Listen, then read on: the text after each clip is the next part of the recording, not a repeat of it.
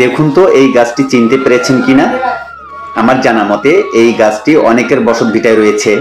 এই গাছটি হচ্ছে সেই সুপরিচিত লেবু গাছ, যার বিজ্ঞানসম্মত নাম হচ্ছে সিট্রাস লিমন। লেবু যেমন প্রচুর পুষ্টিগুণে ভরপুর, তেমনি এই লেবু পাতায় রয়েছে অনেক ঔষধি গুণাগুণ।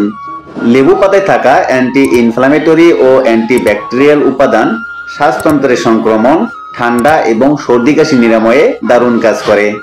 লেবু পাতার রস হজম প্রক্রিয়ায় সাহায্য করে, ফলে পেটের গ্যাস, অ্যাসিডিটি এবং বদহজমের সমস্যা দূর হয়। লেবু পাতায় থাকা প্রাকৃতিক তেল দুশ্চিন্তা এবং মাথা ব্যথা কমাতে দারুণ কাজ করে। লেবু পাতায় থাকা অ্যান্টিঅক্সিডেন্ট ত্বকের উজ্জ্বলতা বৃদ্ধি করে এবং ত্বকের যে কোনো সমস্যা যেমন দাগ ও ব্রণ দূর করতে অসাধারণ কাজ করে। লেবু পাতায় থাকা ভিটামিন সি এবং অন্যান্য অ্যান্টিঅক্সিডেন্ট উপাদান শরীরের রোগ প্রতিরোধ ক্ষমতা বৃদ্ধি করে, যা দেহকে ভাইরাস এবং ব্যাকটেরিয়া থেকে সুরক্ষিত রাখে।